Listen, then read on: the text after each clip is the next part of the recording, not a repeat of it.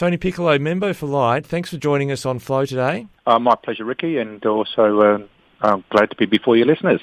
Yeah, and our listeners include people in the Barossa Valley, the Light region and beyond, and the need and call for a Barossa Hospital has been going on for, it feels like, well over a decade, and there's been a lot of promises made in this area by the Liberal Party when it was in opposition and now in government. What's the Labor position on a hospital in that area? Well, we understand that a business case was supposed to be undertaken by the current government, and that would provide some information about what would be the ideal model of a hospital and where it would be located.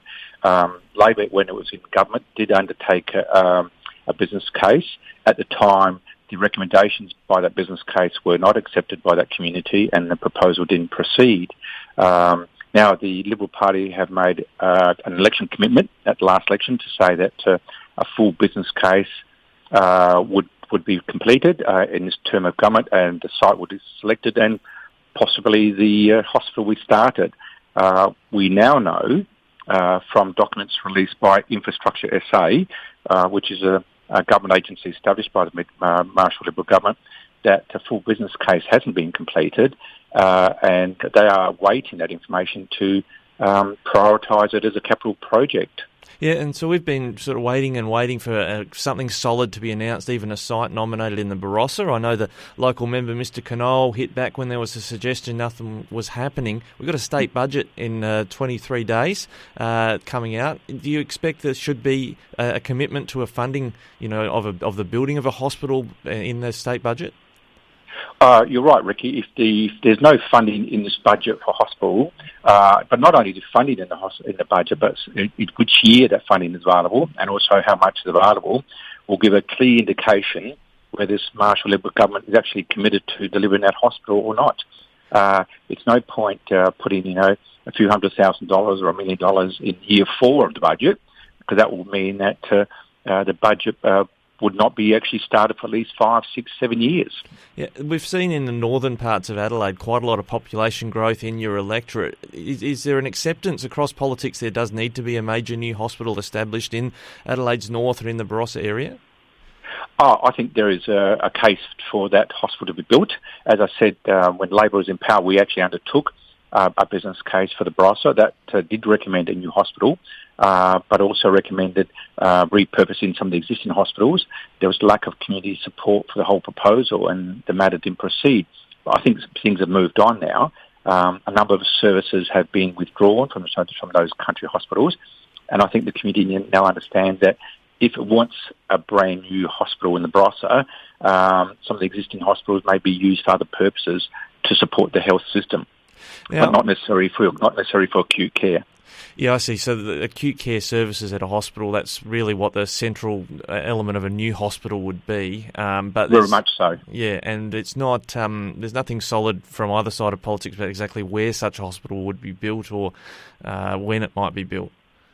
Well, we're not in a position to do that, unfortunately, because we're not in government. Therefore, we don't have access to the research which has been undertaken by the health department.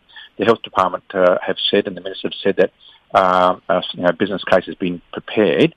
We now understand from that report prepared by Infrastructure SA that it's only an outline business case. In other words, not a comprehensive business case. So, and Infrastructure South Australia have said that a full business case needs to be prepared before they could actually recommend or prioritise the building of a Barossa Hospital, a new Barossa Hospital. So, as things stand, unless there's some solid commitment from this government in the budget, it means that there's no new hospital on the horizon for at least 5 years. Right. Well, you did approach the member for Schubert, that's the electorate that takes in the Barossa, Stephen Knoll, and he's retiring at this state election. His office indicated they're not interested in him doing interviews with Flo. It just seemed odd to us that you're not even 80% of the way into your term at the moment, sort of like saying on Thursday afternoon, I'm knocking off, I'm not going to do any interviews for Friday, I'm not turning up. What would be your position on an MP if they're retiring? Should they be hanging around and participating in media commentary till the end of their term? Well, Stephen is the elected member for Schubert until March 18 next year. Not all of us are. We're elected until 18th of March, and he needs to do his full job until then.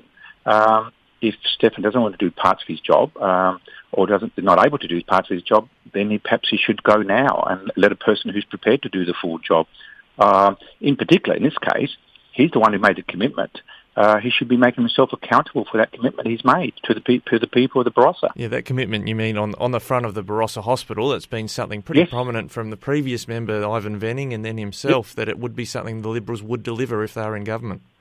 And Stefan has been quite outspoken about it and been photographed a number of times in various hospitals in the Barossa saying the new hospital is coming. So he said it's his project, it's his baby. He needs to be accountable for it.